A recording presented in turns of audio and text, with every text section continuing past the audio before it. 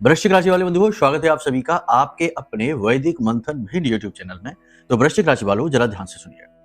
अगर इस नवरात्रि में आपको चाहिए कि देवी की सीधी कृपा आप तक पहुंचे, शत्रुओं का नाश हो और आपके जीवन में धन संपत्ति का आगमन हो और सफलताएं मिलनी शुरू हो, काम धंधे व्यापार में आपको स्टेबिलिटी आए, रिश्तों में स्टेबिलिटी आए, यानी अस्थिर जीवन स्थिर जीवन में बदल जाए, तो यह पूर्णतया संभव है।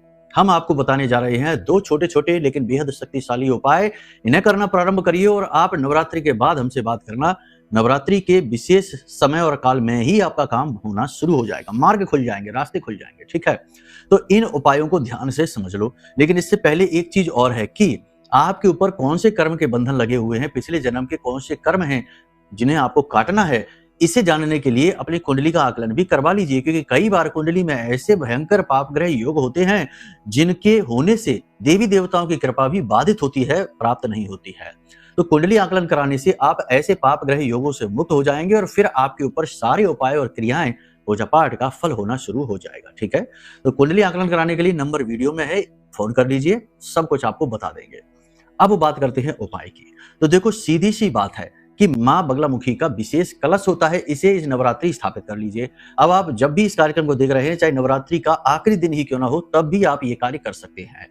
पीतल का एक लोटा लीजिए, साफ सुथरा स्वच्छ लोटा हो, नहीं है तो मिट्टी का ही कलश ले सकते हैं और उसमें पीली सरसों पूरी भर दीजिए, बीच में हल्दी की एक गांठ रख दीजिए, उसके ऊपर एक धन का पात्र, यानी कि लोटे के ऊपर पीला कपड़ा रखिए, लाल नहीं, पीला कपड़ा रखना है और उसके ऊपर आप एक कटोरी रखिए और उस कटोरी में थोड़ा सा अन्न रखिए और उसके ऊपर एक नारियल पीली चुनरी लपेट कर रख दीजिए। ये कलश स्थापना हो गई है। अब इसके बाद आपको रोज रात्रि के समय 10 से 15 मिनट गाय के घी का दीपक जलाना है, अपने पूजा घर में जाना है और इस मंत्र का उच्चारण करना है। 10 से 15 मिनट करना है। ओम ह्लीम ऐं श्रीम क्लीम श्री बगलानने मम रिपून नाशय नाशय ममेश्वर्याणि देहि देहि शीघ्रम मन वांछितम कार्य साधय साधय ह्लीम स्वाहा।